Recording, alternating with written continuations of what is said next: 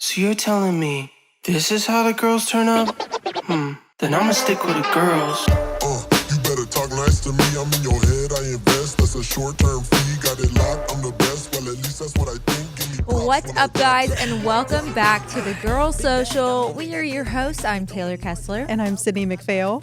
We hope you guys are having a great day so far, and we're glad that you're here listening in with us. Tuning in.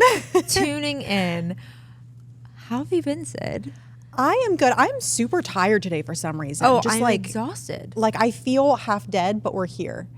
Yeah, I was at home doing work before this, and I was like getting sleepy, and my eyes were getting heavy, and I was like, this is not good, especially if we're about to have a conversation and talk a lot. I'm going to get real tired, and I'm supposed to go to the gym after this. Oh, prayers for you. I probably won't. No, I was the same way. I was like, oh my God, I'm going to have bags under my eyes. I'm going to not make any sense, but It's the weather. For all of y'all listening right now, it is absolutely chilly willy here in Texas.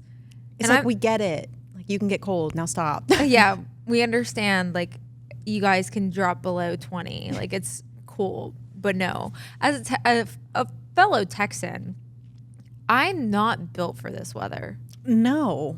Have you guys been walking dude? Oh, Not willingly am I walking, dude, at all. I'm doing it to make him happy. Was absolutely mortified. I think was it Monday? The first day it was cold. Oh, yeah. And he posted a photo of us. I was literally like, we got up in the morning and like I usually open up the garage and get everything ready for to walk the dogs. And I didn't. And Ryan was like, so were you just hoping that we weren't going to walk the dogs? And I was like, And like, I don't have a winter coat. Like I don't have any thick jackets. So it's just we've been in the trenches. My hands are numb. How are you staying warm? Well, okay. Ryan, You're from Ohio. You should be used to this. I've lived here for too long. But even in Ohio, I hated it. Now, Ryan, when he was with Young LA, they would like send packages. So they sent him big puffer jackets and stuff. Yeah. And I just like scoured his closet. This morning he was like, what? Like everything that you have on is mine. You It's were an fine. Adam Sandler. I'm in my Adam Sandler era every single morning. But I did provide the beanies. that Oh, we good. had. Yeah. Good. So I mean, you can always wear the racer jacket. That jacket's actually very warm. actually, I did that on Monday morning. And then I was like, this isn't enough. No, because it's not enough. Well, we don't have gloves. Like, because Ryan was like, I was going to go get us gloves. And that was this morning. I was like, it's too late. Like, it's going to start warming up again. It's fine. Like, we're past the cold. Well, and then I was bummed because I got us outdoor furniture because we always sit out back, but just in like lawn chairs. Yeah. And it came actually today. And I'm like, man, we don't even get to enjoy it because it's Tomorrow's freezing. 70. Well, I leave tomorrow Oh, that's right. We're both leaving. to more cold weather. Sis. What's the weather like in Virginia? Well, we're going to Chicago. Oh, I thought you guys were going to. We are, so guys, I was supposed to be in Chicago last week. If you guys don't remember, I talked about going to see my billboard. Well, that flight got canceled because it was like negative degrees and it was supposed to be like torrential downpour of snow. And we're like, okay, well, we don't want to get stuck there. So we canceled the trip and moved it to this week. Funny for us, it's also freezing cold there still. And it is going to be snowing when we get there, apparently. Just doing it for the plot. Yeah. So tomorrow, the high is 20, low is 13. On Friday, the high is 13, low is 5. 5. And then in Virginia, it's going to be 37-21, 23-14, 33-13. That's better than Chicago. It's better than Chicago. But I'm like, that is freezing. I'm going to hate it. Yeah, I'm not prepared. No. I'm just hoping that like my sister has a jacket that I can, because also packing a winter coat is just not the move. No, you wear it on the plane and then, or like I like bringing my winter coat. I wear like all of my bigger clothes on the plane and then like my winter coat I'll like have in my lap and like I'll take it and use it as like a blanket or I'll use it as a pillow when I'm taking a nap on the plane. Okay, good to know. That's like my little tip as a frequent traveler. That's what I do. Do you get the worst travel anxiety? No. Oh my gosh, I do. I hate traveling. Why? the whole process, like flying is just not an enjoyable experience for me, no matter how far. Okay. Going through security. I get anxiety. This time I'm not as anxious, but usually the week of traveling, I have the worst anxiety because I'm leaving the dogs and I'm like, oh my God, are they going to be okay? But since Ryan's staying, it'll be okay. Oh yeah, he'll be fine. No, I feel like I travel so much and I've traveled my whole life. I've constantly flying, I feel like, and I'm constantly going places. So it's like, it's just a part of my routine. I just don't like being late for the airport. No. That's my biggest thing. And Max, when we first started dating, was like, oh, like we only have to show up 20 minutes before. I'm like, you've lost your mind. 20 minutes? Yeah, he's crazy. I was like, where'd you learn this rule? Because that's not how it works. An hour at least. I go 2. I'm 2 hours. I will be there like 2 hours before. Okay.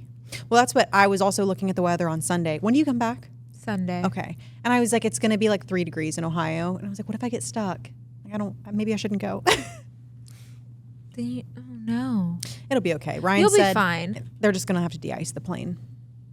Is that a thing? Mm-hmm. When you fly somewhere cold, like if it's really, really cold out, they'll do some kind of a spray. I don't know what I'm talking about. They'll do some kind of a spray, but it's called de-icing. And it like gets all the ice off of the wings of the plane. Okay. I don't know. What's the weather going to be in Ohio? Freezing. Let me check here. I was looking. Yes.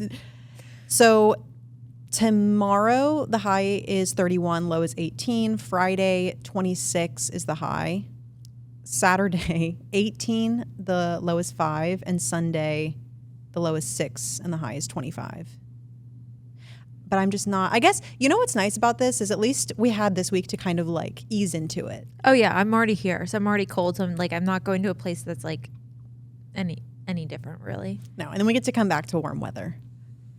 Yeah, warmer. It's gonna be raining all next week. The weather in Texas is literally one of the most bipolar things you'll ever experience. The fact that it's literally 70 degrees tomorrow and like gonna be pretty in 70, hate it. I hate that I'm leaving. Criminal. It's just rude. Jail time. Literally just wrong. Okay, so speaking of high and lows and weather, let's go high and lows in our life. What are your highs and lows for the week?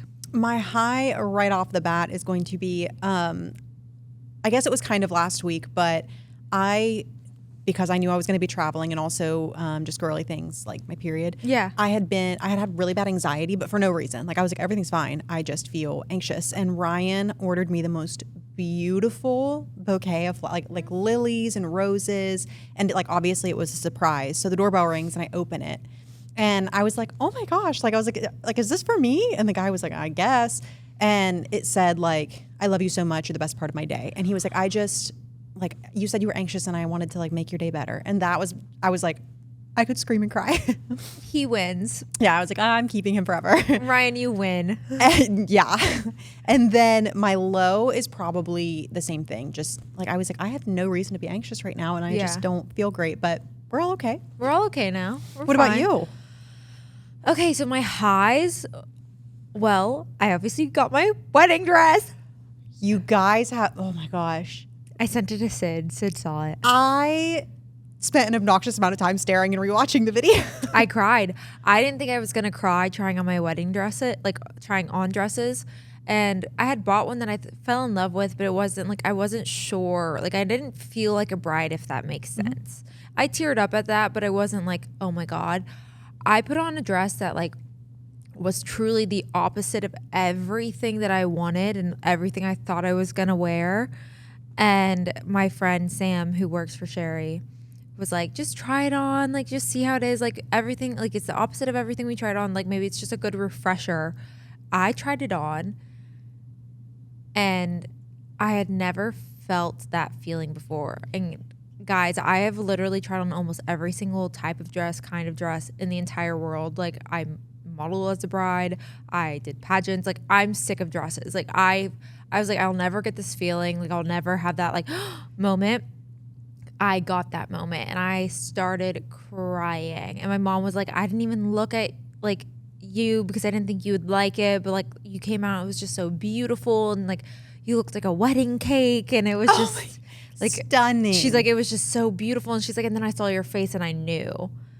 It's perfect. Yeah. And like I don't want to give anything away, but just everything about it. It's so good. It's so opposite of what I thought I wanted, but I love it. But Did they pin it or anything? Because the way that I saw it in the pictures, I was like, it was clamped in the back, okay. but there's parts I have to get altered because it's a little big around my like butt area. Okay. Because that was my first thought was like, oh my God, like it fits her perfectly. It's so beautiful. I showed Ryan.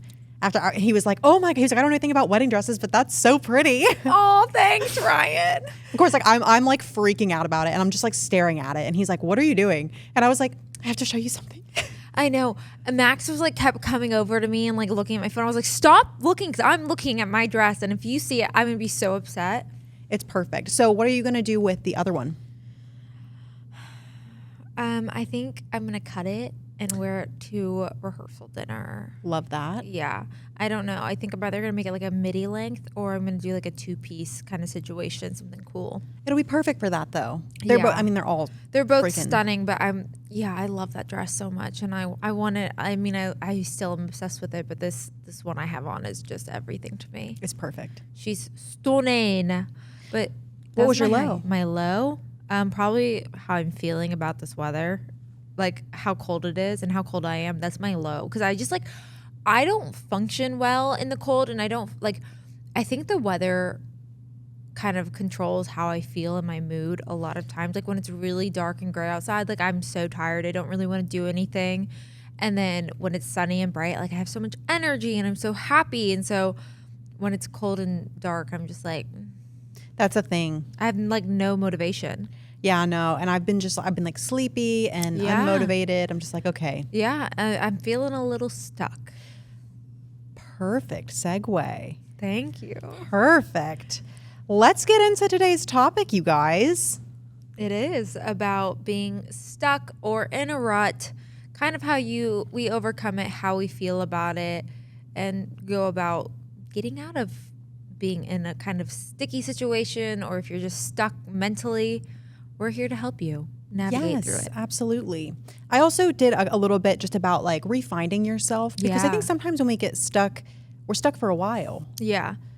And I mean, I feel like it comes and it goes, but like I feel like when I am stuck or I'm in a rut and I feel like I'm not like I have no motivation to move forward, I try to make sure that I'm not letting it prolong itself. Like it's okay to like go through kind of those lulls in life and like have those moments where you are a little bit down and you are a little bit not motivated when it comes to like whether you're going to the gym or life or just plans in general. And I feel like it's a completely normal thing. And I think it's a very healthy thing to go through.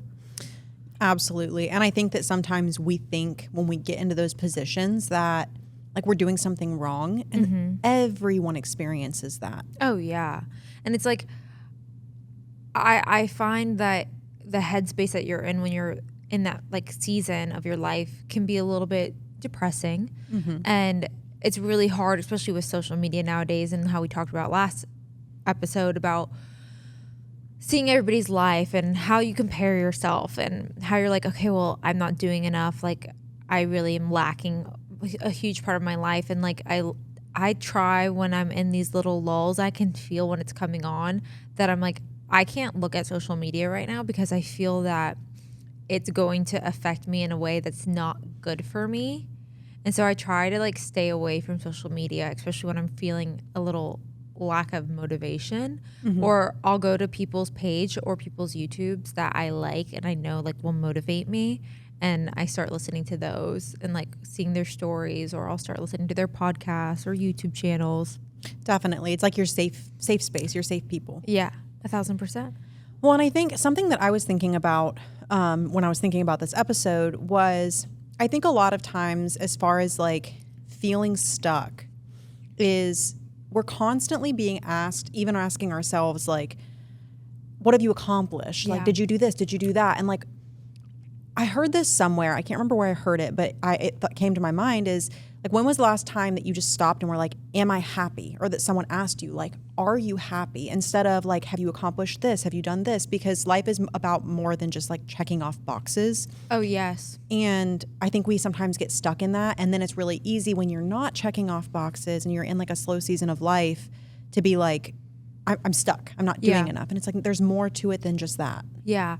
And I feel like a lot of times, like I've talked about it in previous episodes, where when you're going through these moments in life that seem a little lackluster or seem a little bit slower or boring or dull, I find that's where most of the growth and change comes from in order to move forward and reach the certain goals or certain points of your life that you're looking for.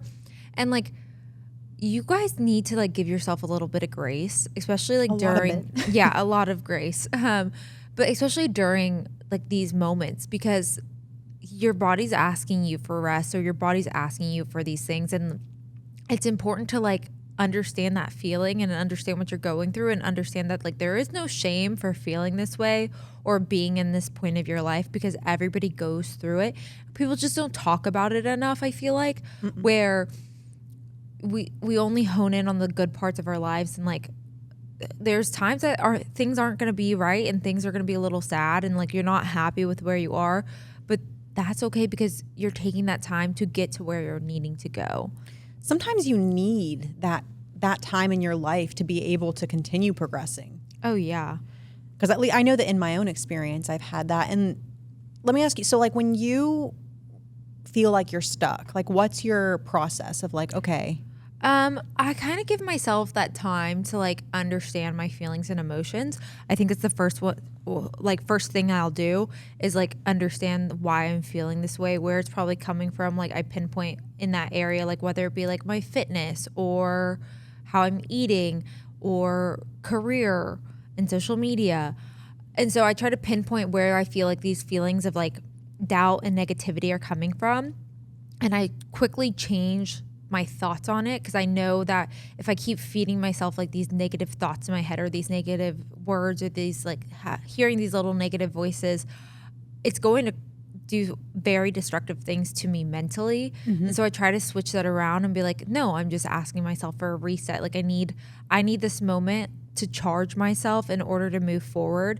And the number one thing is that I make sure that there is no shame on myself for feeling this way.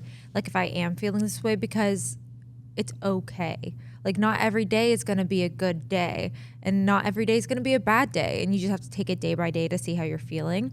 And so I think that's the first thing I do, is just kind of understand my emotions.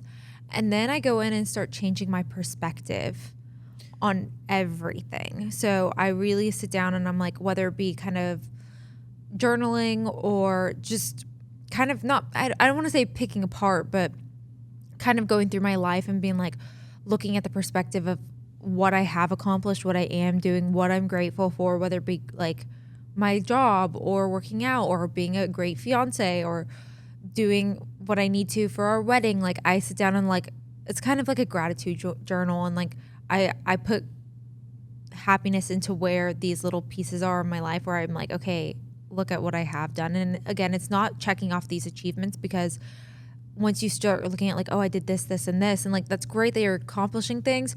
But I think it's so important to kind of like be like, I've moved forward in this step, if that makes sense. Yeah, absolutely. That's something that I really practice myself. And I also encourage my clients to, is having like daily gratitude, whether that's like in the things in the morning. And I usually say like a minimum of 3, but you can do it in the morning and in the evening, because there are studies that show that anxiety and like struggles and doubt and gratitude can't coexist together. Like if you're focusing on the good, like you're going to focus more on that than the negative. But I think another thing for me too is if I'm struggling, the first thing I'm going to really start nipping in the bud is like shoulds. Like I should be doing this. I should have done that, because like it's such a toxic spiral to put yourself into. And it's one of those things again, like you cannot focus on the things you can't control, and like the things that you should have done, like that time has passed. Like you should not be thinking that way. I know somebody commented on our podcast in the last episode talking about focusing on the shoulds in your life. Yeah. So when you said that, that's like what the thought came up to my mind. But I'm like, I read that comment. I was like, oh, I 1,000% agree with you. Like, you should not be focusing on, I'm like, as they should. You should not be focusing on the things that like you should have been doing because it's already passed. There's nothing you can do about that. It's all about what you can do now.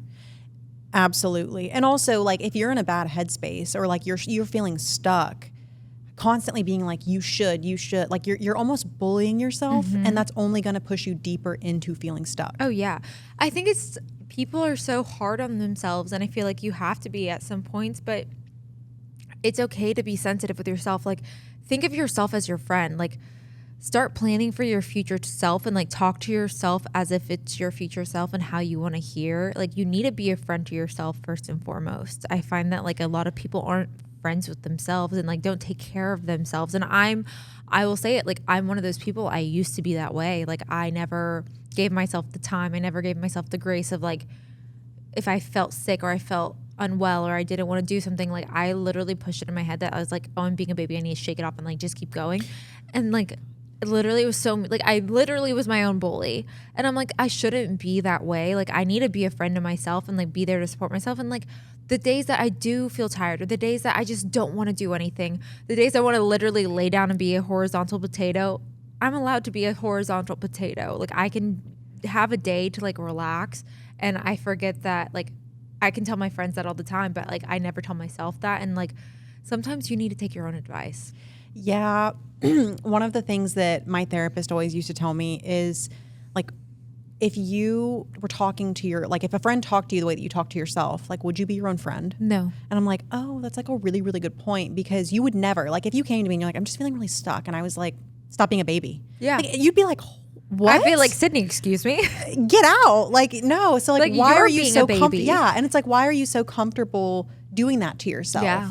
And I think there is, like, you have to find the middle ground between allowing yourself like grace and the space that you need, but also pulling yourself out of it so that you don't stay stuck for too long. And I think that there is like a fine line. Like, obviously, like, you're allowed to have these days, but don't allow yourself to have these days for prolonged periods, because it's not good for you. Like, I think there's things that you can do with actions towards making yourself feel better. Like, maybe it is that day that you do need a little rest and you don't want to do anything and you just want to sit on your couch and like watch Netflix. That's okay. But like, make sure you're not doing that every day. Like, make sure you're giving yourself time to like handle what you need to handle emotionally and then move forward. Like, I have a lot of like, when I'm in a rut, the number one thing that I love to do, like to get out of my rut, is as I said, I like kind of like look at everything that I need to fix, and then I start making actions towards that. And the number one thing, first thing I do is I like declutter, I reorganize, because if my space around me isn't clean and organized, I feel discombobulated, if that makes sense. Oh, my anxiety is way higher. Yeah, I feel like it's an OCD, but it's like when I'm cleaning and I'm reorganizing my life, I feel like a weight is lifted off of me, and I find that makes me feel better, and I just kind of keep moving forward. And then like I go and do the closet and I like re-clean the closet and get rid of all the things that I just don't need, and like I feel like that's a kind of way for me to process like where I am feeling stuck in my life, if that makes sense. Yeah, and I think that it's like the first, like, if you're, a lot of times when we feel stuck, we almost need to like declutter inside, and the first step to that is decluttering your space. Yeah, because it's like, have you heard like it's the way your bedroom looks is like a representation of like your mind, and I really keep that. Like, my car has gotten better, but my bedroom is clean. Like, I want everything to be clean. I love to make the bed every day. Like, I make it an action to make sure like all the pillows are on and like the comforter is laid out. And like, I feel like that's one of the best ways to start my day, because it's like once my bed is made, like I'm ready to your move day is forward. starting. Yeah. I do the same thing. And I actually we did that. Well, I did it last Sunday. I like decluttered the entire house, because I was like, I'm like, everything off the counters. I just want like a clean slate. But I also think, and depending, because I think that there are different levels to being stuck. Yeah. And depending on when you recognize, because I do think sometimes it's like you don't realize that you just wake up and you're like, whoa. Yeah. I just like don't feel like myself. And something that really helped me and that I really encourage trying is if you're feeling so stuck that you're like, I don't even know where to begin. I always make a list of 5 things. Well, I guess I used to. I would make a list of 5 things, and they could be as like complex as I wanted them to be, but they could also be as simple as like, I'm gonna make the bed because that makes me feel more put together. Like I'm gonna like do my hair and makeup because that makes me feel better. And then you can kind of progress that, but then you feel less overwhelmed. Yeah. Because if we're overwhelmed and feeling stuck and we have this big massive list of like, these are the things I should be doing. I should be doing this. It's like, you almost look at it and you're like, I'm so overwhelmed, I'm doing nothing. Yeah. Like, and then you're almost just like continuing that cycle. It's like, have you ever done like a closet clean out and you've like taken all the clothes out of your closet and there's just clothes everywhere? And oh God. And it gives me so much anxiety, and you're like, I don't even know where to start, like getting rid of clothes, organizing my closet. Like I remember like I used to do this all the time, and like this was in a time of my life where I was in college and I was just already overwhelmed with school and pageants and modeling and my job and my life, and just like in the early 20s. And like I just remember having a breakdown because I like was so overwhelmed with everything I had to do. And like I think that like was like a clear representation of how I was feeling, because I was like, I don't even know where to start, and like I gave up and I just let it sit there. And I remember like I think it was one of my friends came in, like I think it was Carly, and she's like, let me help you like go through this and like put everything up. And it's like, it's okay to ask for help. Oh my God, yes. Like that's something I've had to learn, and I've gotten really good at asking for help now when I need it, because I am somebody that's very independent. I was very stubborn. I hated asking for help from people because I felt like it was a sign of weakness, and it is so okay to ask for help. I learned that when I went to therapy, because I thought therapy was a sign of weakness. And I was like, I cannot do this on my own. Yeah. And a lot of times there's like stigmas around that, but I'm the same way. It's like, you're almost too prideful. You're like, oh, like I'm good. I can figure it out. And then inside you're like, no, I don't have like this. I wish I had somebody just like, and it's not even like I want somebody to help me do it. It's more of the support that I have, and knowing that I have somebody there to like support me through that. And so I think about that all the time, where it's like, it's okay to ask for help in certain situations. Like when I'm not feeling motivated at the gym, one of the number one things I do is I go talk to Max, and like he will work out with me and like put me in a good headspace to go to the gym. And like if I'm not feeling like I want to do, like we've been doing shoulders recently, and I'm like, I'm not strong enough to do this, like I don't want to do this, I can't do this. And he's like, he told me, he's like, if you're gonna be a Chewning, you cannot say you can't do anything. And I was like, okay. And so he puts a fire under me, but he like is there and like talks me through it and motivates me without like with the workout. And like, I'm not saying your fiance has to do this, but just anything in life that you're wanting to do, like whether it is like, say, starting a YouTube channel or becoming an influencer or starting a business, whatever it is, like having somebody there that like supports you and like can help you and talk you through things is so important, because I find that it helps you really declutter your thoughts. It does. And it also is very, in terms of being stuck, it's very freeing to say it out loud. Yeah.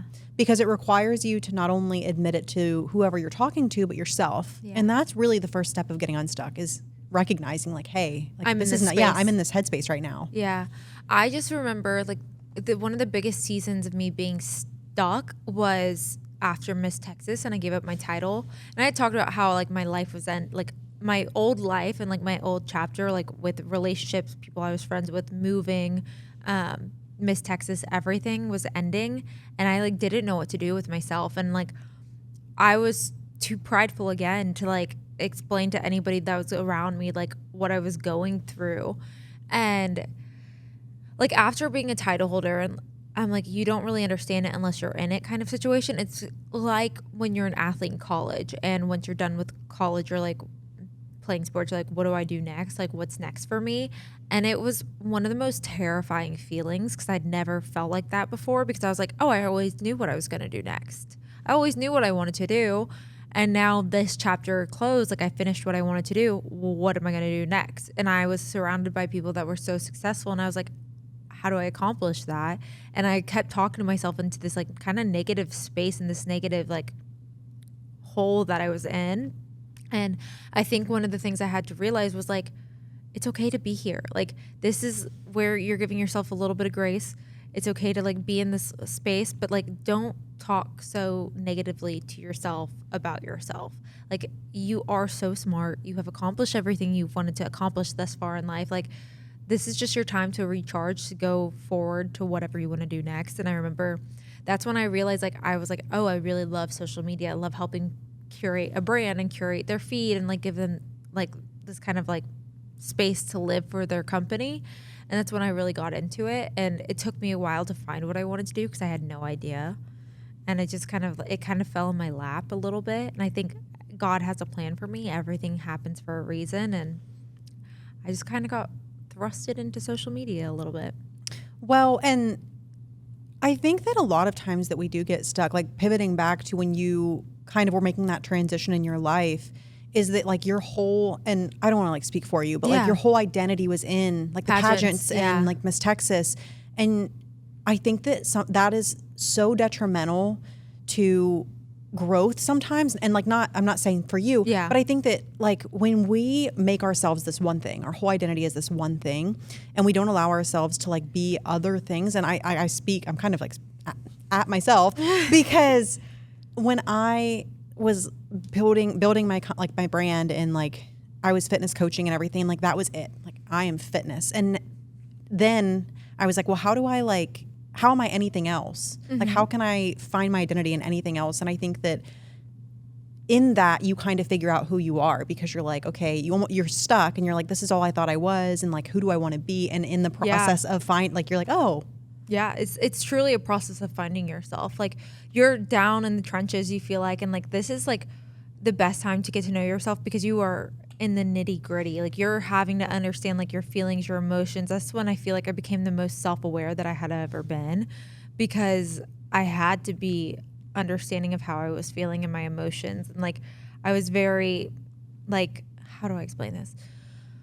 I was very like honed in on who I was as Miss Texas, but that was no longer who I was anymore. And so I was like, okay, well, what are my characteristics? What am I good at? And like, as you said, you have to pivot. I had to pivot my mindset of like everything I wanted and everything I was to a new mindset of what I was going to be.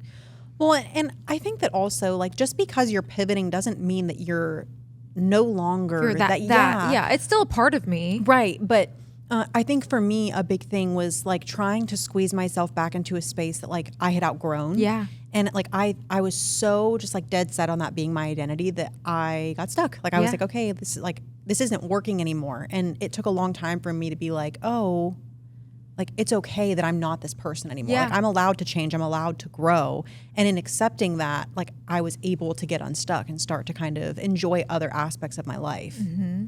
I found like new facets of myself, and like I found like I love fitness and I love beauty, and like these are all things that were a part of me but I never really shown. And like it doesn't mean I'm changing as a person. It's a new style and a new life for me, I guess, which is really cool.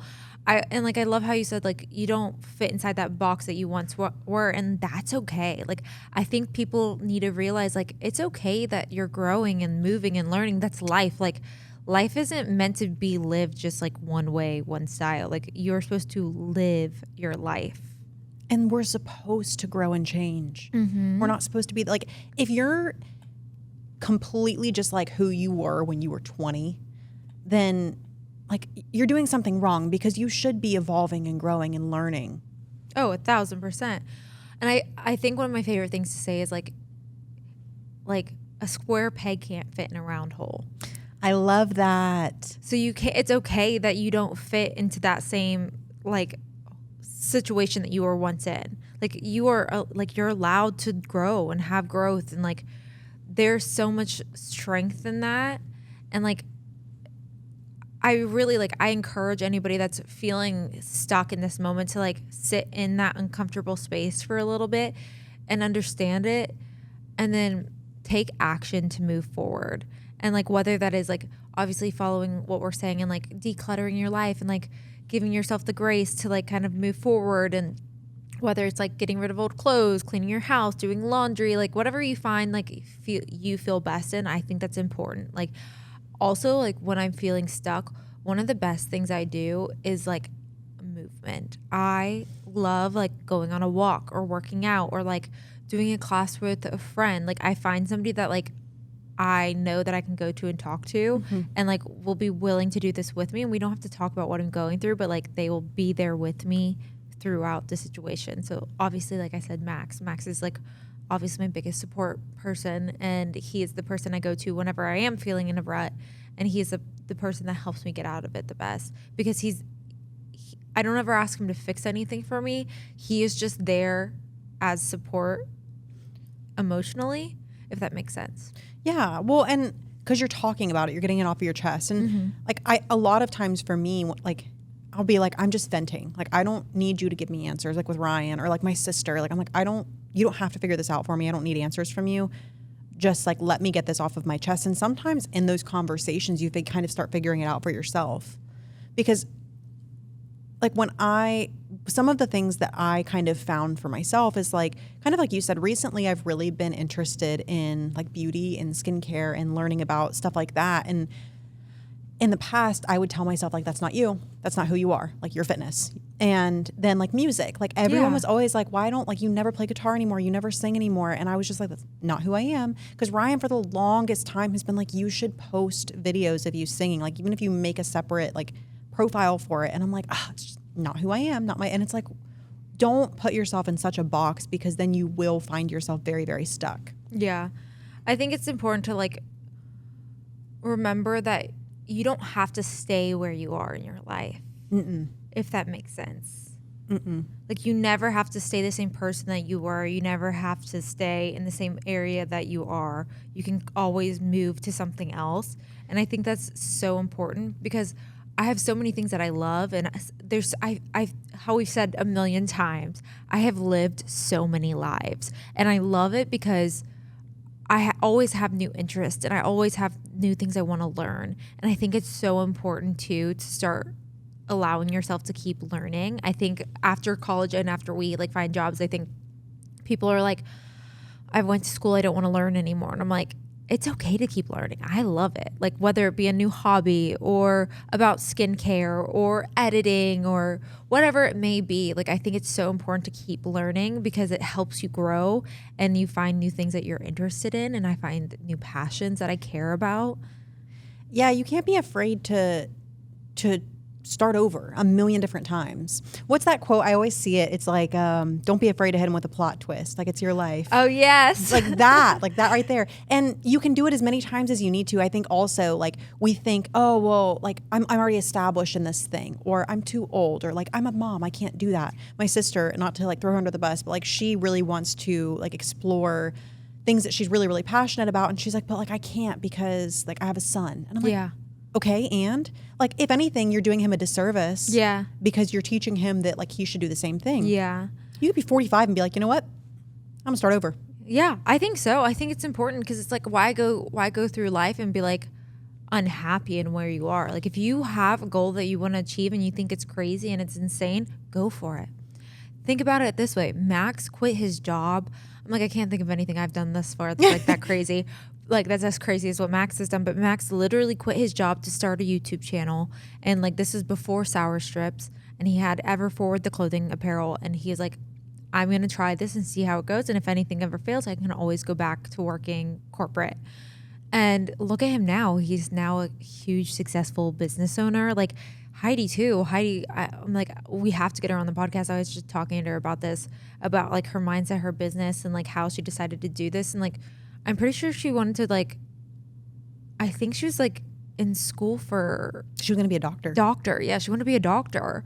And I was going to say, like, I think she posted something about Egyptologist. And so I was going to say Egyptologist. And I was like, I don't even know if that's a thing, but I think she posted that the other day.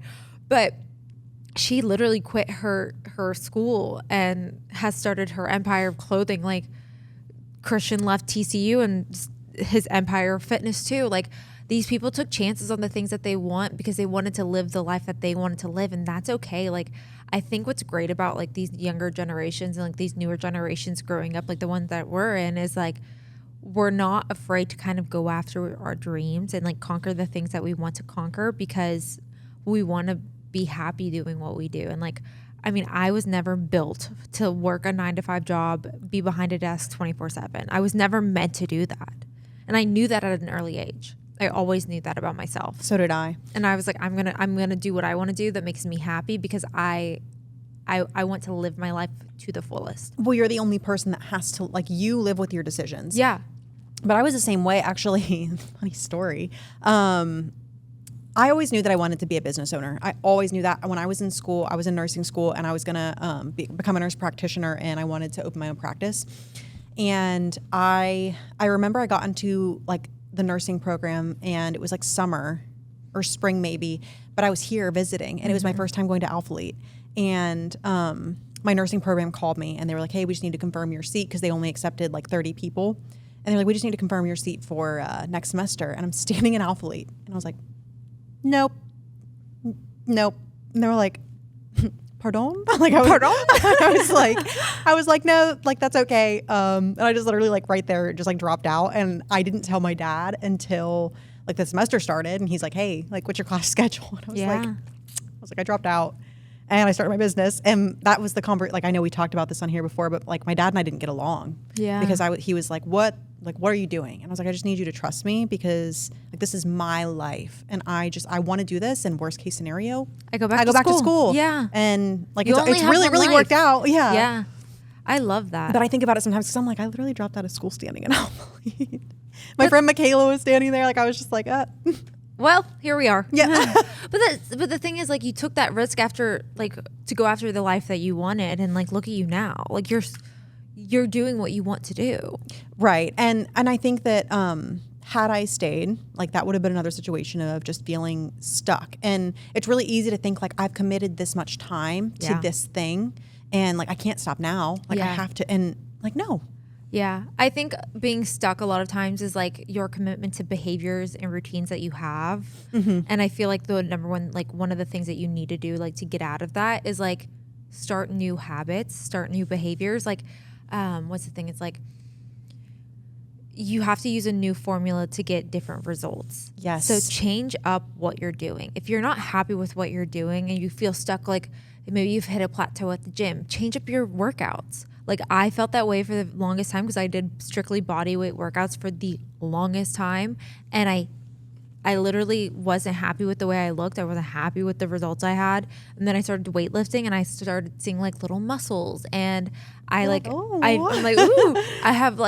stronger now, and I feel stronger now. And like, I changed up the way I worked out. Like, I still do those body weight workouts, but I throw in some weight training with Max every once in a while now. And it's like, I changed up my routine that I was used to, and now I have the results that I'm wanting to see, because I felt stuck.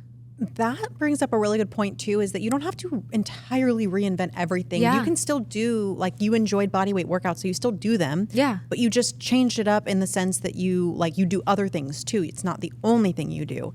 That's a really good thing too, is like, sometimes I think we get stuck because we feel like we have to just like entirely reinvent the wheel. Yeah, you're like, I'm a completely different person. It's not that you have to be a completely different person. Like, yeah, you just can change up a couple things that are different in your life, things that you want to do, and like, stay you.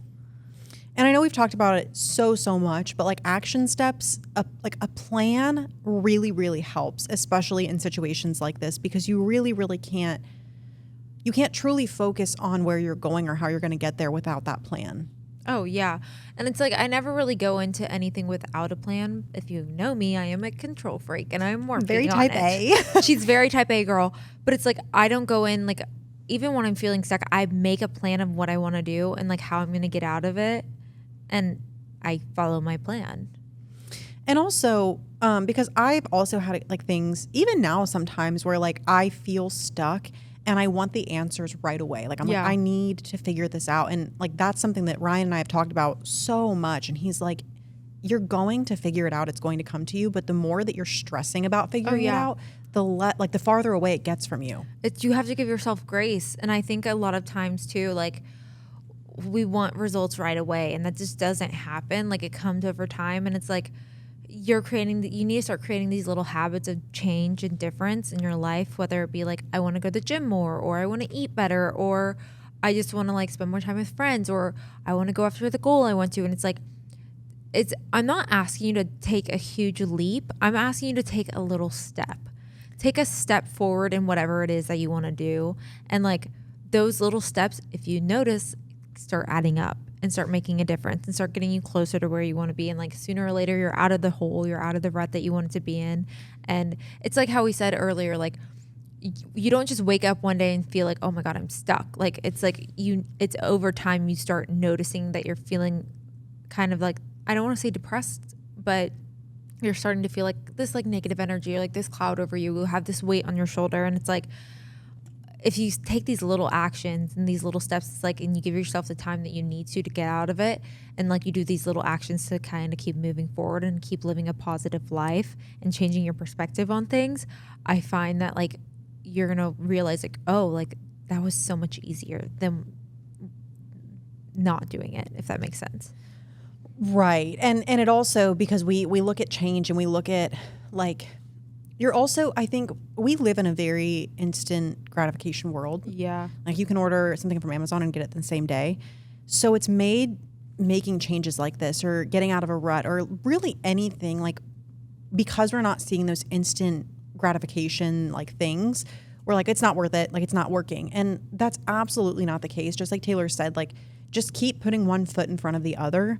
And like you're going to look back at some point and be like, oh my gosh, look at how far I've made it. But you're never going to get there if you don't start taking those steps. Like you can't wish your way into a better headspace or wish your way into like your dream life. No, I think in order to see a breakthrough, you definitely just have to just take those moments and like work through it. Like it's not just going to be handed to you ever. Like it sometimes like it might be, but like most of the time it's like you have to do the work in order to see the changes in your life that you want. Yeah.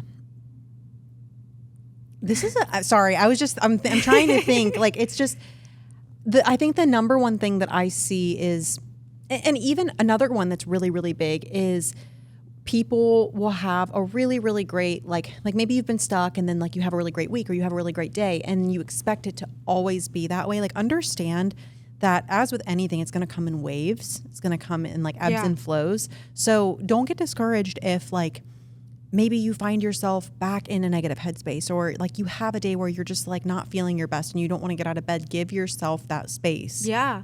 It's okay to feel that way. Like you should never be ashamed of your feelings or how your energy is that day. I feel like a lot of times like when I was in a negative headspace, I would be so hard on myself. And it's like, for what reason? Like I'm already feeling down and low about myself. Like I should not be the person that's putting myself in a deeper like negative mindset.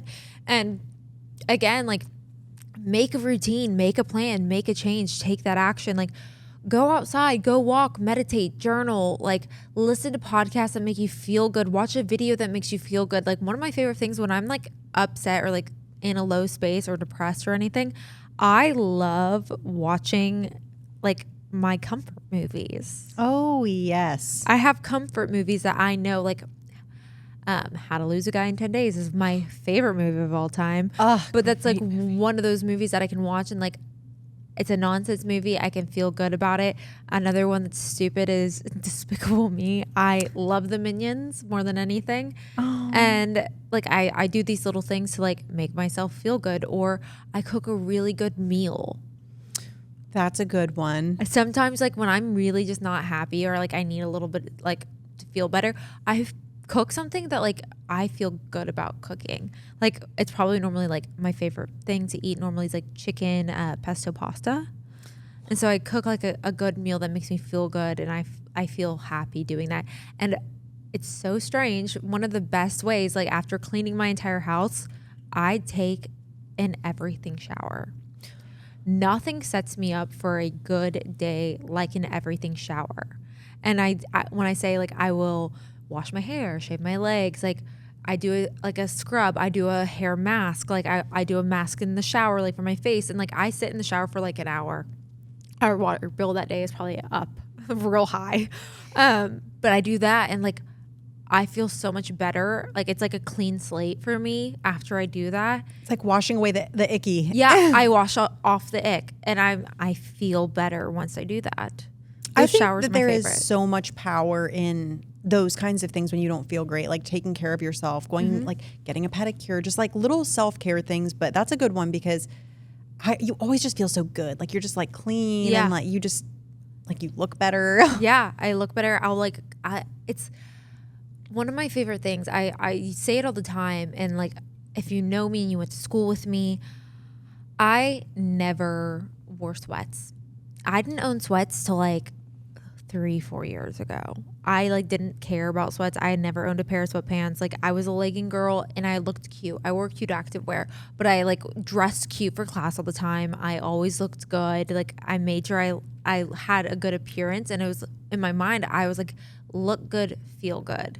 And so like when you're in those ruts and you just like, even when I'm sick, I will like get ready for the day. Like after like my second day when I'm like done being dead from my sicknesses, I like will get ready. Like I'll take an everything shower. I'll blow dry my hair. I'll put on a little mascara and a little concealer and lip balm, and like you just feel better about yourself. Yeah, I used to get up in the morning and immediately sit down at my desk. So like I would just be like in my PJs, hair's a mess, like nothing was put in. And then like halfway through the day I would get dressed. And that was kind of just like a thing. Ryan and I used to joke about it all the time because he'd come downstairs and be like, you look like a gremlin still. And so now I make it an effort, like my morning time, like I'm getting ready. I'm putting something cute on. Like it's so, you just show up better and you feel better, and it's really, really important. Oh, it's look good, feel good, 1,000%. And like, I find it's part of my routine now. Like I love my morning routine. Me too. I'm obsessed with it. Like Max and I, like Max will shower and get ready. We'll take dude for a walk. I come back, I shower, and then I will go make before I shower. So we go on a walk. I'm like, I skipped a huge step. We go on a walk, and then I come back. We both come back. Max makes us greens, so we take our greens and we drink a hydration, so we're immediately getting like the nutrients that we want to like kickstart our day. I clean up the kitchen, like, because there's always things just on our island. It seems to be our catch-all, Max. And I clean that all up. Then I like go shower, get ready for the day. I make myself a coffee, and I go up and like start doing my makeup and my hair, and then I get dressed and go to work. And I love it because it really sets me up for the day. Why are our morning routines the same? Because we're the same human, Sydney. Literally, we get up, and while Ryan's showering and getting ready, I'm cleaning the kitchen. I make our greens, and then he comes out. We do that. We walk the dogs. I take a shower. I do like literally same. I just don't have to go to work, but that's literally the exact same thing. Yeah, I mean, I don't have to go to work every day, but like even when I'm working at home, like today I worked at home and I wore this. I was gonna go in the office, and then we shot this morning for Buff Bunny, and then I was going to go in the office, and then it was like already 12, and I was like, I had to be back here because we're filming. So I was like, oh, I'll work from home. But like, even when I'm working from home, I like will make sure I look like I'm ready for the day. Yeah, even if it's nothing crazy. It's I'm like, not just saying I'm wearing like, I'm not wearing like a full suit. Like I'm wearing like leggings and like a cute outfit. Like, yeah. Full suit. Can you imagine? Me just sitting at the island in our house in like a full on like pantsuit. Max would be like, what is your problem? What are you doing? He's like, you literally never wear this. I'm like, I wanted to feel good today. Yeah, and like on the off chance that like sometimes Ryan will walk down and I'm, for whatever reason, I haven't gotten ready yet. He'll be like, you look nice. I'm like, shut up. Thank you. It's like, Adam Sandler, what are you doing here? Literally. Literally. But I feel like this is good. I feel like these are all tips, and like just take everything we say with a grain of salt. Like we all kind of handle things differently, and you know, these are just things that we do in order to like get unstuck and feel better and like kind of move closer to our goals. And I think it's always good too, I feel like, to revisit your goals that you want to achieve. Definitely, because they might change. But I think the biggest thing is, number one, like remove the shoulds. Yeah. Absolutely remove the shoulds. And if you feel stuck, like start asking yourself, like, what do I enjoy? Like, what are the things that I really, really like? What are the things that I enjoy? And maybe explore those things. Like for me, I know absolutely nothing about makeup or skincare, but it's something that interests me. And so like recently, like I've asked you so many questions. I was over there and I was like, how do you wash your makeup brushes? Like, how do you do this? How do you do that? And I feel like I'm being annoying. Sorry. No, oh my God, but no. it's just like, I know you know about it, and it's just really, really interesting to me. And that's something that like a year ago I would have been like, absolutely not. Absolutely not. I think it's again, like, you're learning. You want to learn things, and I think there's nothing wrong with that. I think, again, continuous learning is so important, and like there's so many things we can learn. Why wouldn't you? And we have such an ability. I think right now, like, our world is so lucky that you can truly learn anything off the internet. Literally anything. YouTube University, YouTube, TikTok, everything. I just will search random things in TikTok's engine and like videos will come up and I'm like, perfect. But I think it's like I've gotten so many people that are like want to know like how I do my makeup, how I do my skincare. Like, I think it's really cool to like continuously learn those things. Yeah, I'm continuously learning. I change things all the time. I constantly change my makeup. Yeah, same. That's just, some people might just say I have a shopping problem, but You call it a problem, I call it learning. we're putting that on a shirt. You call it a shopping problem, I call it learning. Absolutely. Absolutely. Absolutely. All right. Do you want to go into questions? Questions. What is it that Alex Cooper does? Questions of the week. Yeah. She always like sings it. Yeah. I'm Do. gonna open. The questions? Here we go. Here we go. Do you want to read them? Sure. I say that because I saw at least one that I was like, you're not going to want to answer that. Of course not. I never want to answer that. Okay. My fiance is a stay-at-home fiance, and it works really well for us. I support us financially, and he doesn't work per se, but takes wonderful care of the home animals and hopefully soon babies. But we are both Mexican, and our families would be terrified at the setup, even though we are both very happy. How do we tell them? Do we tell them? And are we wrong for this setup? We both grew up traditional at my house. I still have to serve the men before I eat, so I'm confused. Help, please. Love you. We love you. Love you. Again, I'm very traditional in the way that I think too. Like, obviously, I love how you explained all of this.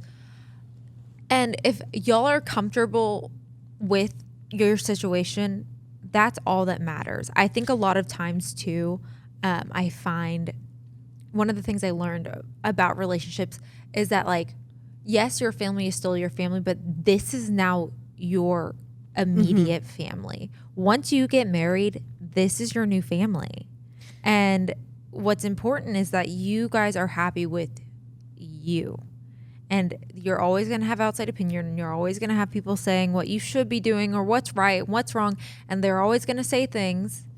But as long as y'all are happy in the situation that you are, and like you're okay with it and you're fine being the provider or supporter of the house, then that's okay.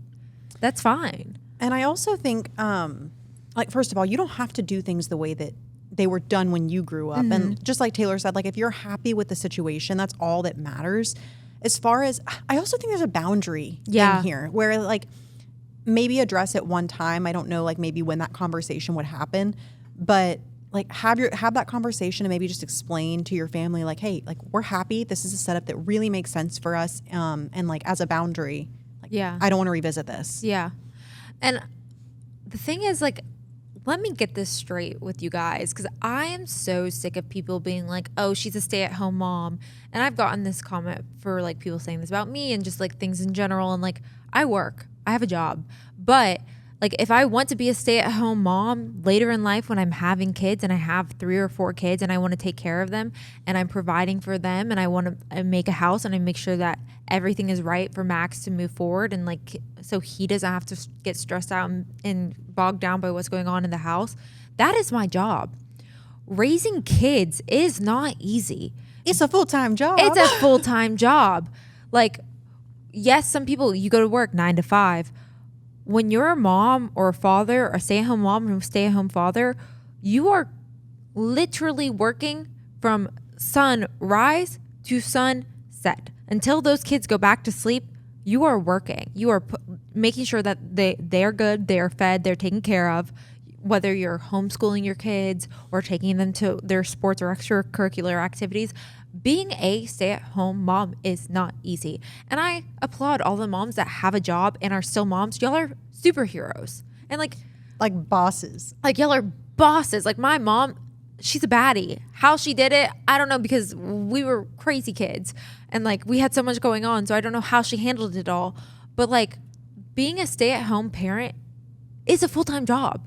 Like cleaning the house, making dinners, making sure that the other person's life is running well, doing the laundry, everything. It's not easy. Also, what really doesn't make sense to me is that nobody would raise an eyebrow. I mean, maybe they would. I never would. But it's like nobody would bat an eye if the woman was staying home. Oh, no. It's like you're like, oh, like my husband stays home like with the kids. People are like, oh, it's like what? Mm-hmm. Uh-huh. Let's see. I have to find them again. But yeah, I feel like, again, how we said, let's just reiterate, this is your family, your relationship. And I know like your culture and like your traditions. I get it. Trust me, I understand. Like I understand it fully. But you have to do what's best for y'all. I think that's also a should that you should like. She's right. Keep going. I was like, Bang, keep going. Keep going. No, but good for you, girl. Yeah. Slay. Where was that? Oh, I found it. Okay. I found it. Okay. I have friends that are still trapped in the bar scene every weekend, and I'm struggling to find ways to hang out that don't involve drinking. Any suggestions? That's tough. That's tough. I think it's just like talking to your friends and setting the boundaries that you want. Yeah, I think, don't be afraid to just be open and honest and maybe share with them like, hey, this isn't something that I'm interested in anymore. You also, I think we've talked about this on here before, but like you can still go out and just get like a club soda or like a Diet Coke. And maybe you don't want to, maybe you just don't want to be in that environment, and that absolutely is okay. But I think communicating with your friends like, hey, like, I feel like I'm just kind of outgrowing this. If your friends don't support you and they're not like go crazy, okay, what else can we do? Yeah. Maybe start exploring, finding new friends, going to maybe coffee shops, gyms, and like connecting with people with interests. Yeah, interests that you have. Yeah. And I feel like your friends should be understanding of you in that situation, especially if I don't want to be in the club scene now. Like I don't personally want to be out there. And so like, be like, can we do like a movie night or like do a game night at the house or like go to a dinner? Like one of the things that I want to like start doing more is like dinner parties at our house and like just having our friends over and making dinner. Like I think at that point of our life, like that's what we'd rather do than like go to a section at a club. And like, don't get me wrong, like sure, that's fun at some points, but like I don't want to do that anymore. I'm too tired. I can count on one hand how many times I've been to a club. And every single time I've been like, well, this is just You're like, I hate this. Like it's fun, but it's not ever worth the whole like, oh, we're leaving at midnight or like whatever. No, I always feel worse the next day. Yeah, I'd rather just have a laid back chill night. Yes. Game night. Okay. How to date someone who doesn't share your faith but shares so many other goals, dreams, and morals. Well, I'm going through that. I mean, we talked about this in 2 episodes ago. I think, yeah. Not that Max doesn't believe in God or anything. He just his relationship with God is strained. He's got to do the work that he needs to do in order to build that relationship because that's his relationship with God. And I think as long as he's understanding of your morals and values and your beliefs, I think that's important, and that he's not going to compromise how you feel. I think it's very like just respecting each other's beliefs and not trying to force them on each other. Maybe that's just something that like you do separately, or I don't want to say not having conversations about it because you shouldn't have to not talk about something that you're passionate about, but maybe having that conversation of like, hey, listen, like I respect that you like your beliefs, but here are mine, and kind of just maybe agreeing to disagree or like whatever that case may be. I think it's also important though, like if you are going to say end up with this person, you want to marry them, you guys need to have that conversation early on like how you possibly want to raise your kids and how that one's like, because that's going to come into play, and that's going to play a huge part in like how your marriage works and how your relationship works. Because Max and I had that relationship and conversation very early on that I was like, I am traditional. I am a Christian woman. Like I want to get married. I want to have kids. I do want them to go to church, and I want them to like have a relationship with God. And he was completely understanding of that. Like Max went to church basically his whole life when he was growing up. And like he had to go to Sunday school and do all of that. And so like he understood, and he's like, no, I think that's great. Like that you want your kids to like have a belief system. And so like as long as your partner's understanding, I think that's like the most important thing. Right. And I do like, I just think it's a conversation because I did, before I dated Ryan, I dated someone very, very briefly who very much so didn't believe in God, but very much so forced it on me. And I was like, this just isn't going to work. So I think it's just a respect, but that also is important. Like if you're going to have kids and you're planning to spend your life together, have those conversations. When you guys moved in with your partner, how do you meal prep? Individually or together? We eat slightly different foods. Ryan and I have never meal prepped. Max and I have never either. And I will say that like when Ryan and I heavily tracked macros, we would make our dinners together, but we would eat separate things. Yeah. So like we were still cooking together, and a lot of times, like I mean, we've always kind of worked from home, so we didn't have to meal prep. Yeah. So we would make our dinners, and now we eat the same thing. My biggest tip for you would be maybe like bulk batching your proteins. Yeah. And then like if you're having different sides, you can make those separately and try to make it as simple for yourself as possible. But I wish I had more tips. It's just we never meal prepped. I mean, we don't meal prep either. And we go to the grocery store every day to like order, to grab what we want to make. See, I do the grocery shopping, and I usually go once a week. Wish. Sometimes I suck. But we also eat a lot of, like we would eat a lot of the same things, like I said. So like if we were making like healthy pizzas, like we would, like he would just do his and weigh all his stuff out. Yeah. No, Max and I eat similarly, and so when I make, because I make dinner, I will make whatever we're making that night, and then like I just make his portion a lot larger than my portion, and that's really it. That's the tip that I give my clients. Yeah. I don't really know. I haven't had to deal with that, if that makes sense. Where were we?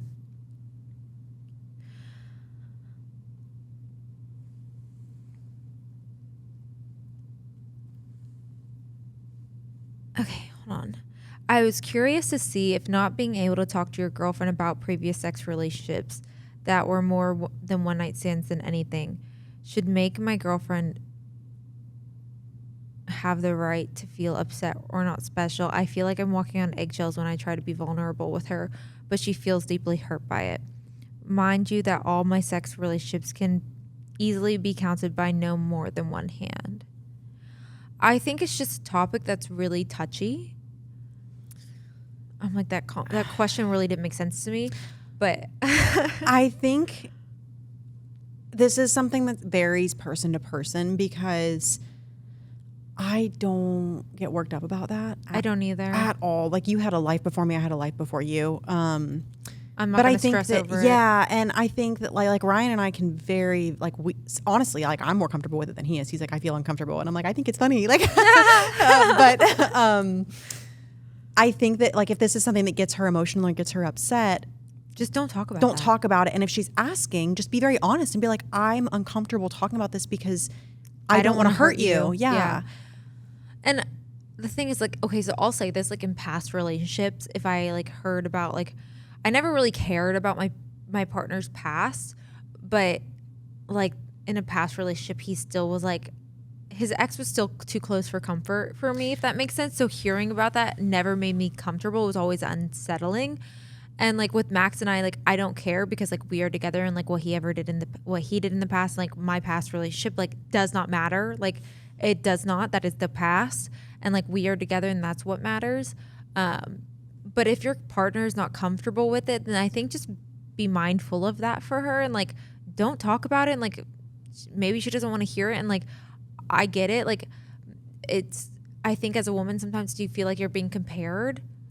Yeah, and you know what? You just kind of sparked another thought is like I don't think there was context as far as like is she asking, are you just volunteering that? Yeah. But maybe she doesn't feel secure, and like that is a big like I'm not trying to assume, but maybe maybe she doesn't feel secure, and I think that for us, I think I can speak for both of us when it's like we feel so secure that it's like doesn't okay, bother us. Yeah. 1,000%. Okay. Sydney, how did you build your online fitness coaching while being off social media? I need some ideas. Well, there's levels to this because for starters, my clients are the best clients in the freaking world. I have the best girls. And I had really, really established like a full roster of girls before I ever took, like, if I hadn't already established that, I would not encourage taking a step away from social media. But I also, and if you have a coaching page, that's awesome. I'm not saying you have to have one. What really kind of saved my ass is that I still posted very, very consistently on my coaching page. So all of the like fitness education that I post was on Flourish, not my personal account. So what I was doing was I was still like building my business on that aspect. I just wasn't posting on my personal. And I will say that like there was a shift, but I had such a stable, like most of my girls just stay on for a long time. But I also had already like took the time to build my roster and build a really, really stable and successful business. I wasn't trying to grow my business at that point, if that makes sense.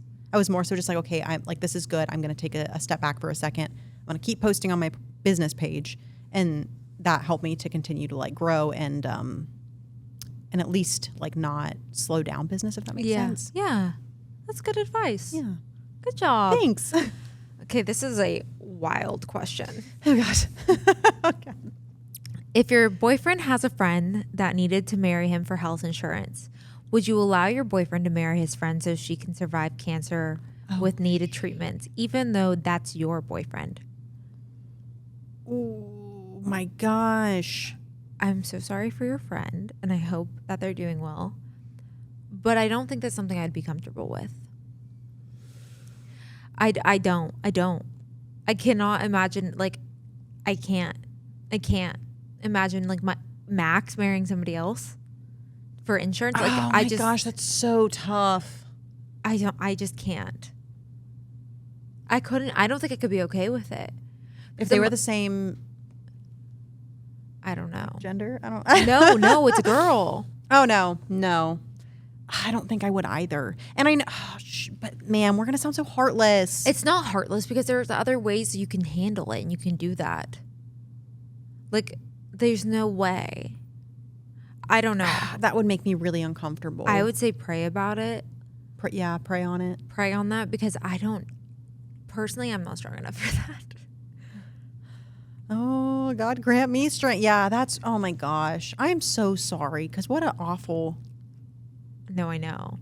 I can't imagine having to make that decision because it's like you feel like the asshole no matter what. Oh, yeah. But it's like one of those things where it's like that puts you in such a uncomfortable situation. Because what happens? Like nobody's marrying my man but me. Yeah, like how long are they going to be married for? That's a good point because like God willing, like maybe your friend goes into remission, but they still need health care. Yeah. Like it's not one of those things. And it's like cancer, how long? Yeah. Like, because it could be like, how long is she going to have cancer for? Like, because that could be months, that could be years. There's got to be another way. There has to be. I think that is one of the last resources that you should look at. Yes. And I agree. Obviously we don't know anything, but I feel like you guys need to look at other options because that's just, I feel like, not fair to you, obviously, and it's not fair to her, but there needs to be another way that like doesn't compromise that. If that and makes I sense. also like, I think if you're comfortable with it, it seems like you're not. Yeah, no. But I don't know. I don't want to sound heartless, but I don't want to sound heartless either, but that's just not my. It's a boundary. It's a line. Yeah. Okay. How to deal with difficult in-laws? How would you have conflict? How would you handle conflict with them? I don't know because it's a hard like thing for me that I like. If I didn't get along with Ryan's family, if I didn't like, I wouldn't be with him. I couldn't. I don't think I could either. And like if they didn't like me, I don't think I could be with them either. I luckily have the coolest in-laws. I do. Deborah, if you're watching, you know I love you. I think it's, again, setting boundaries because, like, obviously you hear the horror stories of how in-laws can be and mother-in-laws can be. and it's truly setting boundaries. And it's like, you need to have a conversation with your partner about that and be like, she makes me feel less than, she makes me feel unincluded, if that's what you're feeling, or like you're uncomfortable, or there's just lines that are being crossed that you don't feel comfortable with. You need to have a conversation with your partner, because first and foremost, like, that is your partner. And how I said before, like, yes, that is your family, but your new family is you and your husband. Yeah. I think definitely having a conversation, and maybe even having an honest and open conversation with like the in-laws that you don't get along with. Yeah. I think that sometimes we get anxious about having conversations like that. I am that person. I don't like conflict. And even if it's like completely harmless, like the anxiety you built up in your mind of having a conversation, a lot of times, like if you sit down and have it, you're It's like, not as bad. oh, Yeah. and then you don't have to deal with it anymore. Yeah, I agree. Because I feel like you build up this fear in your mind of like all the things that could go wrong, all the things that could be happening. And then it's like, once you have it, you're like, oh, that's way simpler than I thought it was going to be. Okay, next question. What are your go-to perfumes? And do you use certain ones for different occasions, works, date nights, a night out? I don't know what my perfume is called. You don't? I know what it looks like. What does it look like? I will post a picture of it on my story. It's, oh my gosh, what is it called? It's orange and blue, like the bottle. It's a square. I also love, this is such a childish answer, but it smells so good. I think it's the Abercrombie perfume. I forget, Undone, or I'll have to look it up. I'll post that one too. It smells so yummy. I'm like trying to find your perfume for you. Orange and blue perfume bottle. That one just ran out, actually. I'm just saving the bottle. Is it Ralph Lauren? No. Is it Loewe? I don't think so. I feel like it's like a woman's name.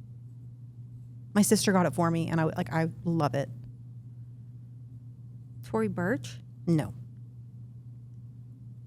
I want to know what you wear. I'll post a picture of it on my story. I want to know. Ironically, before I came over here, I was looking at it, and I'm like tilting the bottle, like trying to get the last. I know exactly what you mean. I wear one scent only. I recently just found a new perfume that, like, it's not a perfume, it's more of a body spray. But my go-to perfume that I will wear for the rest of my life is Baccarat Rouge 540. It is stupid expensive.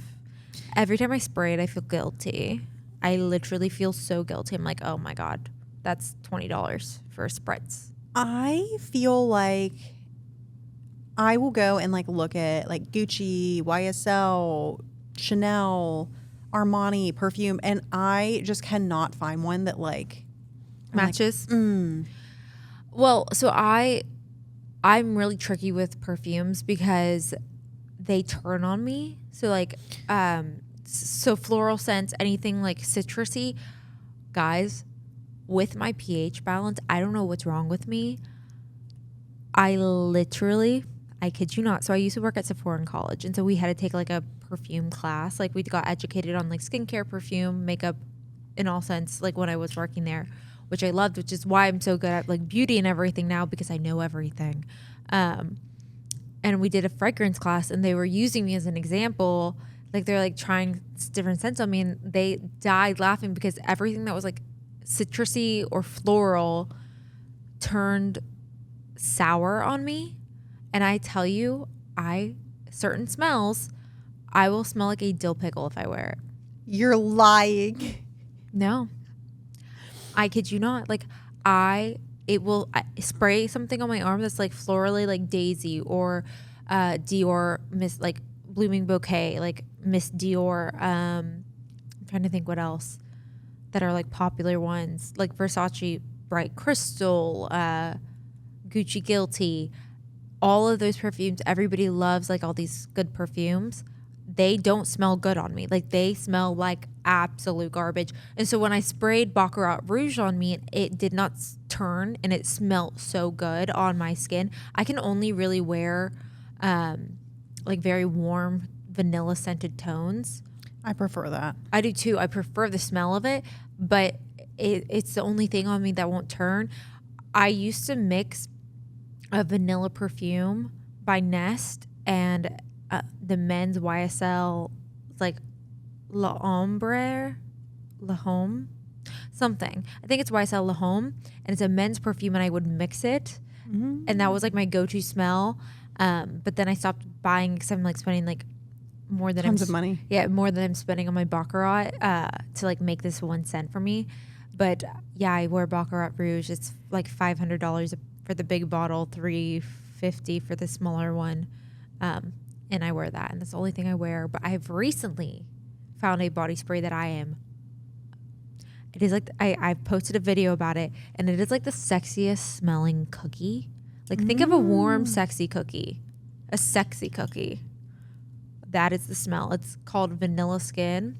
Oh, I see TikTok shop post that all the time. So I was like, oh, I want to smell it. I want to try it and just see how it goes. Oh my God. I hope they turn it into a perfume because it's just a hair and body mist right now. So it doesn't last. They don't last as long. But it smells so good. Sometimes I will get, it's from Target.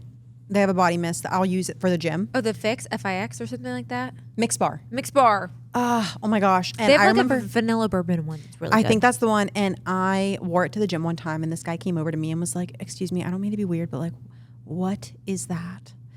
But I feel like body mists don't last. Like that's why I wear it to the gym. Yeah. So that's like my spray. Like if I'm going to like run an errand or I'm going to like to the gym and I don't need to like, my goal is to always smell good. That's my favorite compliment I get. It's like, oh my God, you smell so good. What are you wearing? Too. I love when people ask me that. So I wear a lot of like lotions and oils and everything. So I smell good and I keep my scent in. But I try to match my there's a whole, well, I sent you my lotion routine that I use. So now I changed it up a little bit. I use the Bum Bum Cream by Sol de Janeiro.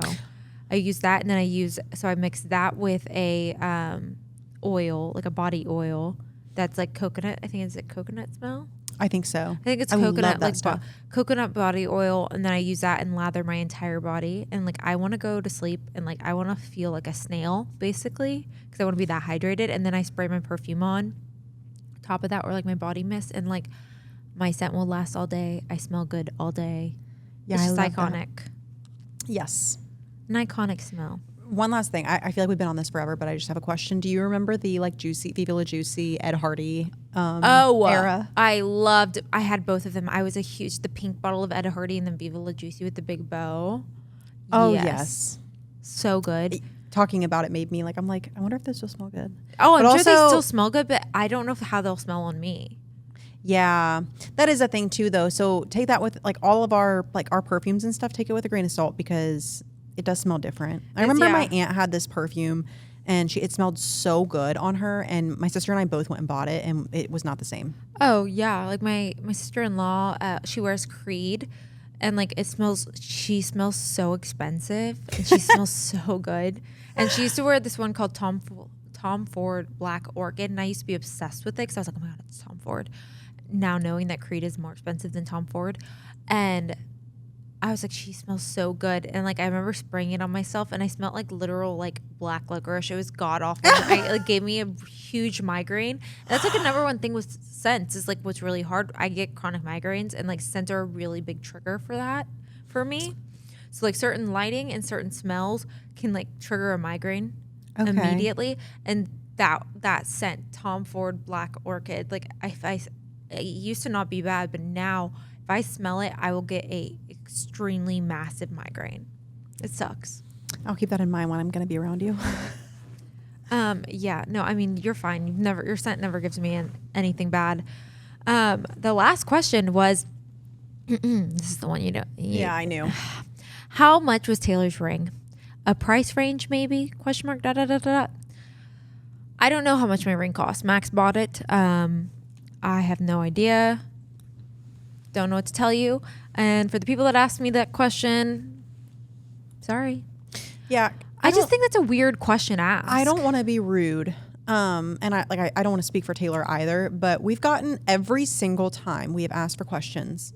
Someone has asked how many carats her engagement ring is, how much her engagement ring costs. Am I signing a prenup? Or is she signing a prenup? You guys, like, come on. That's just not. we talked about comments and like silly comments that you shouldn't be making. Those are comments that like I just feel like shouldn't be made. Some like, things should be personal. And I get people are like curious about it. Here's what I'm gonna say. My ring, priceless. Yes. That's it. Iconic. Iconic. It's priceless. What a slay. What a yeah, slay. and I don't say that to be mean, but like the reason, and I'm sure that people are like, why she's not answering. Yeah. Guys, like let her get married, dude. Like, make it easy for me. I'm already stressed out about the wedding. Like, don't make it any harder than it has to be. and that has nothing to do with, and maybe guys are asking because they need are thinking about getting a ring. Like, do your own research. We can have a conversation of like what you should be spending, what's important. Like, spend what you are comfortable with spending. And I've said this on a Q&A with Max before too. It was our drunk Q&A. Oh my God, which was so fun. But I said it there. We should do that as an episode. I was going to ask if you want to do that for the next episode. Should we do a drunk Q&A or a tipsy Q&A? Yes. It's like truth or drink. That could be dangerous, but I'm so excited. No, but I think it would be really fun. Oh, we'll have a blast.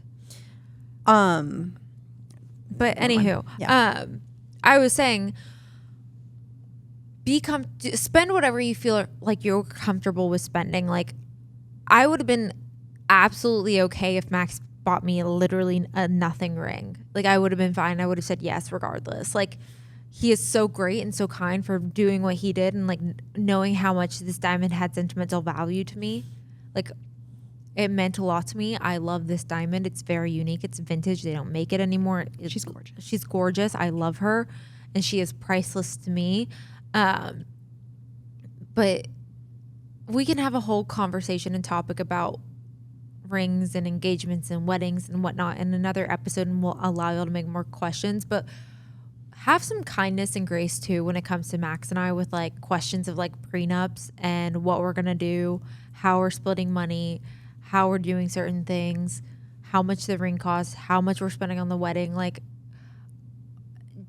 it's not necessary to ask us that. And I find it's a little distasteful sometimes too. And I don't mean to come off harsh by any means, but it's very invasive. Well, I just think that like you wouldn't, if like your friend got engaged or You I wouldn't don't know, ask. like I'm literally like I knew when they were getting engaged. I was around for all of it, and never once was I like, oh my God, gorgeous. How many carats? How much did he pay? Like, what are your plans? Because like that's them. That's their business. Yeah. And so like for complete strangers to ask, like I know it makes her uncomfortable. And so I just like, even like myself being just like, hey. It's just because people judge me off of it. Yeah. And like you're going to have your opinions. So like let's just make that something we don't do. Let's just like, We're all friends here. let's celebrate Taylor and Max and be happy for him. Woo! Woo! 9 months. Guys, oh, that's another thing we should get into. I had the realization I'm an idiot. 'Cause I just talked about being kind to yourself. My girlfriend messaged me and was like, I did a Q&A and I was like, 10 months till I get married. And she's like, oh my God, I didn't know we're getting married a day apart. And I was like, what are you talking about? And she's like, yeah, November, da da da. And I was like, no, I'm getting married in October. She's like, Taylor, that's 9 months. I was like, so guys, I joked, it's not 10 months where we have till we get married. 9. It's going to be fine. She's going to slay it. Dress? Check. Venue? Check. Didn't you get a photographer? Yeah. Check. Guys, I'm just so overwhelmed, but it's fine. We have a great planner. She's handling everything for me, so that's fine. You've got this. I've got this. I'm not that stressed. It's just there's a lot of decisions that have to be made. Oh, I can't imagine. And I just feel like time is running by. Time's flying. Time's flying when you're having fun. Okay. Well, Or stressed. this was a great episode, guys. Yes. Hope that we helped. I hope you're not feeling stuck. I hope you're getting unstuck, and I hope we have been able to make a difference in that for you. And obviously take everything we said with a grain of salt and like do what is best for you. And we're just happy to help. I'm just like really in the couch right now. Like I'm keep in this baby. I literally think I was like, if you start like see my beginning to where I'm at now, I'm like just was sliding down. Sunk in. Yeah. But no. And if you have any tips to get unstuck, like if you've done it yourself, leave a comment. Yeah. 5-star Yeah. review. What are your routines of getting unstuck? How do you guys get out of like a sticky situation or like in that headspace? Let us know down below. And should we Do it. do a tipsy Q&A? I think we should. I think that'd be so fun. Oh man, we bring out the drinks again. This is gonna be so funny. It's been, hey, you know what? We did The only that. thing is I'm gonna have to filter through the questions before we'll have to read the questions before we answer them, because then it's easier, because like if we're going through that's gonna be like a 6-hour podcast. Yeah, no, we'll have to set up for that. So if you guys want it, Let us know down Let us below know. in the comments. Send us some DMs and we might do it. Oh, so I'm gonna embarrass fun. myself. Thanks guys for thanks guys for tuning in. Thanks for tuning in. Thanks for tuning in with us. We hope you enjoyed this episode. Make sure to comment down below. Give us a thumbs up. Subscribe to our channel if you haven't yet. Follow us on Instagram. My Instagram's Taylor Lee Kessler. Mine is Sid McPhail, 2Ds. 2Ds. And go follow us on the Girls Social Pod on our Instagram. We're going to be creating more content. Trust me, there's more content coming. We've made Very some fun, soon. very, very soon. We hope you enjoyed this, guys. Also, go give us like a star, 5 stars on Spotify. 5 stars on Spotify and Apple. It really, really helps. It really helps. And share this with your friends. We hope you enjoyed it so much. We love you guys, and we will see you guys next episode. Goodbye. Love you. You better talk nice to me. I'm in your head. I invest. That's a short-term fee. Got it locked. I'm the best. Well, at least that's what I think. Give me props when I rap. If you want,